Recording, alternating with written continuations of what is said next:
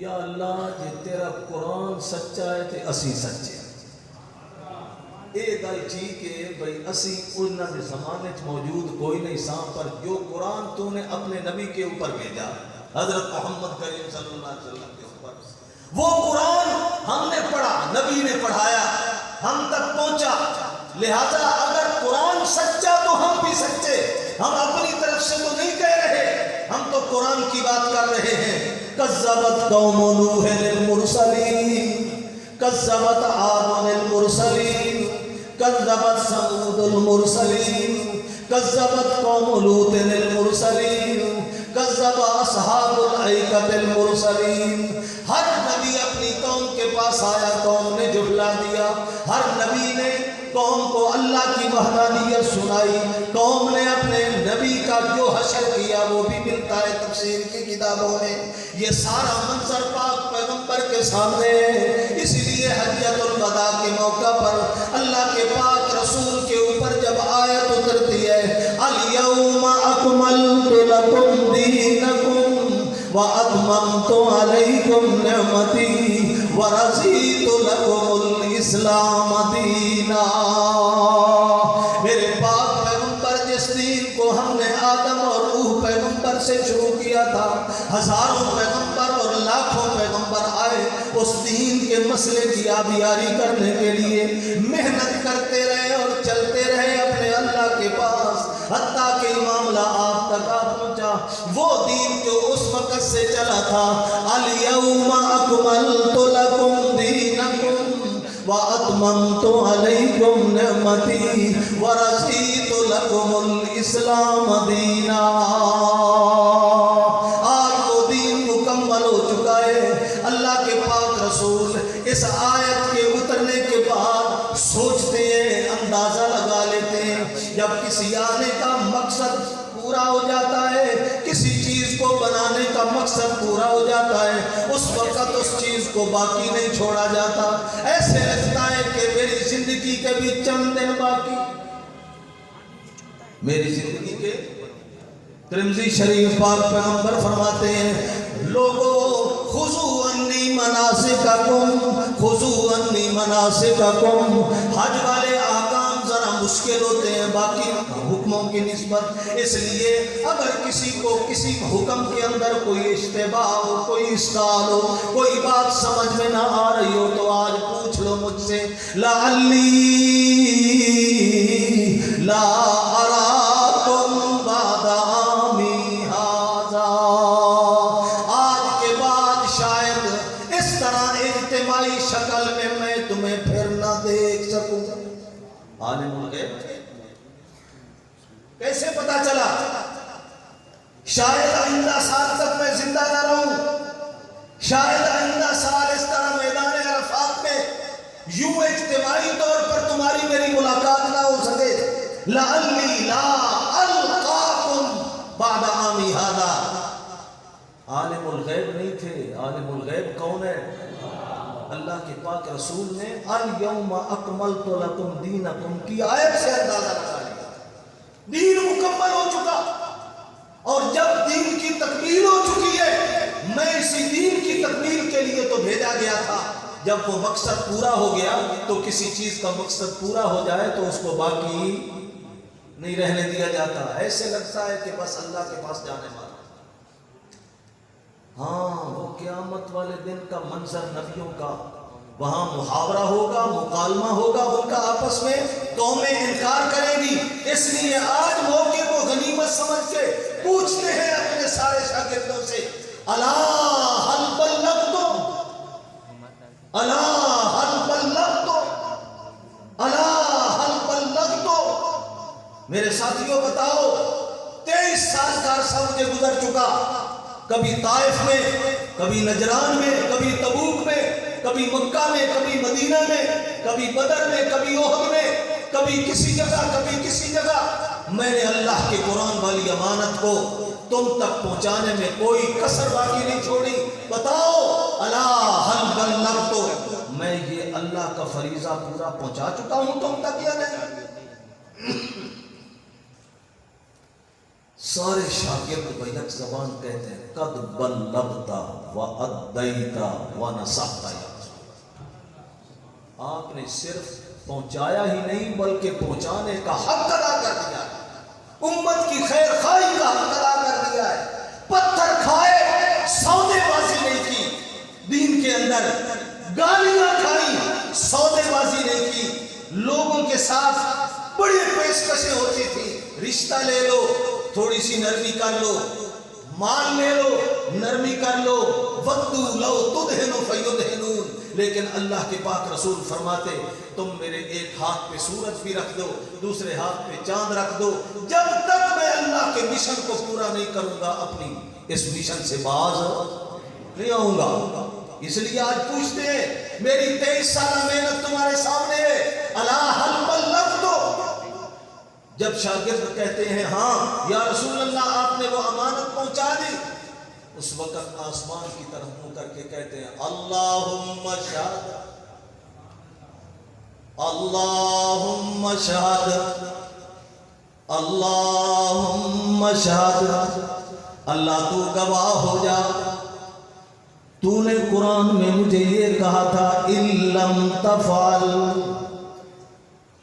اِلَّمْ تَفْعَلْ فَمَا بَلَّغْتَ رِسَالَتَا، میرے پیغمبر قرآن کو پہنچانا ہے، میرے پیغمبر اس امانت کو لوگوں تک پہنچانا ہے، اور اگر اس کو نہ پہنچایا تو ہم یہ سمجھیں کہ آپ نے تبلیغ کا حق ادا نہیں کیا، امانت دیانت کے ساتھ قرآن لوگوں تک نہیں پہنچایا۔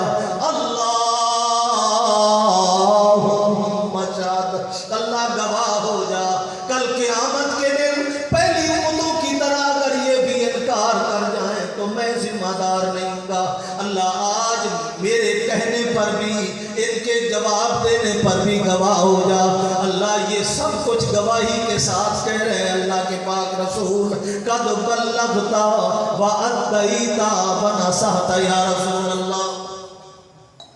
ہاں یہ کام تو کرنا ہی ہے میرے پیغمبر، ممکن ہے دل میں بتقاضۂ بشریت یہ خیال آ جائے، انسان جو ہوا ممکن ہے خیال آ جائے، مخالفت ہو جائے گی، منصوبے بنائیں گے قتل کے، سازشیں ہوں گی میری جان کو ختم کرنے کے لیے، ہو سکتا ہے مجھے قتل نہ کر دیں، میرا رب کہتا ہے واللہ یعصمک من الناس، میرے پیغمبر یہ خیال دل میں نہ لانا اس ڈر کی وجہ سے کہ یہ مجھے قتل نہ کر دیں، یہ آپ کو قتل نہیں کر سکیں گے، میں وعدہ کرتا ہوں واللہ یعصمک من الناس۔ پھر اس وعدے کو میرے اللہ نے کیسے نبھایا؟ سارے کے سارے مکہ والے ہجرت کی رات کے اندر منصوبہ بناتے ہیں، ہر گلی کے اوپر پہرے دار ہے، ہر چوک کے اوپر بندے کھڑے ہیں، ہر گلی محلے کے اندر انتظار میں، آج بھئی یکدم حملہ کر کے محمد صلی اللہ علیہ وسلم قتل کر دینا ہے، اس کو زندہ نہیں چھوڑنا۔ لیکن میرے رب نے کہا میرے پاک پیغمبر میں آگے پیچھے بھی آپ کے یہاں سے نکالنے کا کوئی انداز بنا سکتا تھا، لیکن آج انہوں نے قتل کا منصوبہ بنایا، میں نے آج بچانے کا بھی منصوبہ بنایا، دیکھتے ہیں منصوبہ کس کا کامیاب ہوتا ہے۔ مکروا ومکر اللہ، مکروا ومکر اللہ، یہ اپنے منصوبے بنائیں، ادھر سے میں اپنا منصوبہ بناتا ہوں، ان کا منصوبہ آپ کو قتل کرنے کا ہے، میرا منصوبہ آپ کو بچانے کا ہے۔ آج میں اپنی غیرت الوہیت والی وہ لوگوں کو دکھانا چاہتا ہوں، کائنات ساری بھی ایک طرف ہو جائے، جو میرا فیصلہ ہوتا ہے وہی غالب، میرے فیصلے کو ٹالنے والا کوئی نہیں ہوتا۔ اے میرے پاک پیغمبر میں وعدہ کرتا ہوں اللہ یعصمک من الناس، میں آپ کو بچاؤں گا۔ بات سمجھ آ گئی کہ نہیں آئی؟ لَوَدِدْتُ أَنْ أُقْتَلَ فِي سَبِيلِ اللَّهِ، تمنا پیغمبر کی میں قتل ہو جاؤں، اللہ کی راہ میں اپنی جان کا نذرانہ پیش کر دوں، لیکن تمنا پوری ہوئی کہ نہیں؟ بولو اللہ کے پاک رسول کی میدان جنگ میں قتل ہو کر شہادت پانے والی تمنا نہیں پوری ہو سکی. کیوں؟ میرے رب نے اپنی غیرت کا ثبوت دیتے ہوئے اعلان فرمایا میں نے اپنے پاک پیغمبر سے وعدہ کیا واللہ یعصمک من الناس. میرے پیغمبر قرآن کا بیان کرنا یہ آپ کی ذمہ داری ہے. مت خیال کرو کہ کیا بنے گا، مت سوچو شاید جان چلی جائے، مت سوچو شاید کوئی قتل کر دے. یہ ذمہ داری میں اللہ گارنٹی سے کہتا ہوں آپ تک کسی کا ہاتھ نہیں پہنچے گا. ادھر پیغمبر عام چھوٹا موٹا پیغمبر بھی نہیں، درجات پیغمبروں کے ہیں آپس میں. دل کا رسول فضلنا بعضهم علی بعض. یہ درجہ بندی ہر طبقے میں ہوتی ہے. یہ درجہ بندی انبیاء میں بھی تھی، لیکن سارے کے سارے انبیاء کے سردار پیغمبر، نوری ناری خاکیوں کے سردار پیغمبر، کل کے کل کائنات کا مقصود پیغمبر حضرت محمد عربی صلی اللہ علیہ وسلم تمنا کرتے ہیں شہادت کی. اللہ کہتے ہیں میرے نبی تیری تمنا پوری ہوگے نہ ہوگے، جتھے مسئلہ آ جائے گا میں اللہ کی الوہیت اور غیرت کا اور میری وعدہ وفائی کا، وہاں تیری تمنا تو درمیان میں چھوڑ سکتا ہوں. اپنے قرآن کے اصول کبھی ٹوٹنے نہیں دیتا. میں نے قرآن میں وعدہ کیا تھا واللہ یعصمک من الناس. اگر آپ کو میدان جنگ والی شہادت مل جاتی، کل کو کوئی بھی دشمن اسلام یہ بکواس مار سکتا تھا اے مسلمانوں تمہارا خدا اعلان کرتا ہے اپنے نبی سے وعدہ کیا تھا میں بچاؤں گا، آؤ دیکھو میں تمہارے نبی کو قتل کر کے آ رہا ہوں. کہاں گیا تمہارے اللہ کا وعدہ؟ جس طرح یہ نبی کے ساتھ کیا ہوا وعدہ جھوٹا نکلا، اسی طریقہ سے تمہارے خدا کے سارے وعدے ایسے ہوتے ہیں. اللہ نے فرمایا نہ، میں یہ بات کسی دشمن اسلام سے نہیں سننا چاہتا. پیغمبر کی تمنا بے شک پوری نہ ہو، پیغمبر سسکتا رہے، پیغمبر دل کے اندر اللہ سے دعائیں مانگتا رہے. لَوَدِدْتُ أَنْ أُقْتَلَ فِي سَبِيلِ اللَّهِ ثُمَّ أُحْيَا ثُمَّ أُقْتَلْ ثُمَّ أُحْيَا ثُمَّ أُقْتَلْ. میرا وعدہ ہے قرآن کا وَاللَّهُ يَعْصِمُكَ مِنَ النَّاسِ. لہذا تمنا پیغمبر کی پوری بولو. ابراہیم علیہ السلام کے پاس اللہ نے فرشتوں کی ایک جماعت کو بھیجا. آئے انسانی شکل میں. ابراہیم بڑے مہمان نواز تھے علیہ السلام. فوراً اندر گئے، گائے کا بچڑا ذبح کیا، خون کے سامنے آ کر رکھ دیا. لیکن دیکھا کہ وہ تو کھانے کی طرف ہاتھ ہی نہیں بڑھاتے.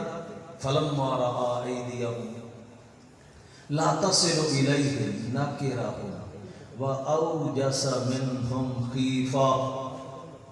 دل کے اندر ڈرنے لگے.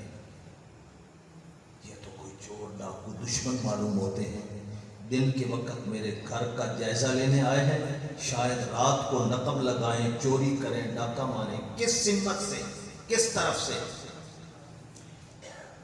اگر یہ مسافر میرے ہمدرد ہوتے تو میرا محنت سے پکا پکایا کھانا قبول کرتے. تفصیلات میں نہیں جانا چاہتا، بہت سارے نقطے ہیں اس واقعے میں. قرآن کہتا ہے اوجس منہم خیفہ. اللہ کے پاک رسول دل کے اندر ڈرنے لگے. انسان کا چہرہ دل کا آئینہ ہوتا ہے، وہ دل کا ڈر چہرے پہ آیا. فرشتوں نے بھانپ لیا اللہ کا نبی ہمارے کھانا نہ کھانے کی وجہ سے ڈر گیا ہے. کہنے لگے لا تخف لا تخف انا ارسلنا الى قوم لوط. ہم قوم لوط کی طرف عذاب لے کے جا رہے ہیں. کہو عالم الغیب کون ہے؟ پوشیدہ ظاہری سب خبریں جاننے والا کون ہے؟ ابراہیم پیغمبر آمنے سامنے بیٹھے ہوئے فرشتوں کی پہچان نہیں کر سکے. اگر پہچان کر چکے ہوتے کہ اللہ کے بھیجے ہوئے نوری فرشتے ہیں، نوری فرشتے تو کھانے پینے کے لوازمات سے پاک ہوتے ہیں، ان کو بھوک پیاس کوئی نہیں لگتی، یہ تقاضے ان کے ساتھ نہیں ہوتے. گھر میں جا کر بچڑا ذبح کرتے، اون کے آ کر سامنے رکھتے. اچھا پھر چلو رکھا تھا تو ان کو دشمن سمجھ کے دل میں ڈرتے. قرآن کہتے اوجس منہم خیفہ، دل میں ڈر گئے. فرشتوں کو بھی نہیں پتہ چلا یہ گھر میں کیا کرنے کے لیے جا رہا ہے. اگر فرشتے عالم الغیب ہوتے تو فرشتے منع کر دیتے، جناب ابراہیم ہمیں پتہ چل گیا ہماری خاطر تواضع کے لیے کچھ بنانے کے لیے جا رہا ہے، مت کچھ تکلف کرنا، ہم نے کچھ نہیں کھانا پینا، ہم اللہ کے فرشتے ہیں. نہ ان کو پتہ چلا فرشتوں کو، نہ ابراہیم خلیل اللہ کو پتہ چلا. کون جانتا ہے؟ اللہ کی ذات. قرآن کہتا ہے فَلَمَّا ذَهَبَ عَنْ إِبْرَاهِيمَ الرَّوْعُ وَجَاءَ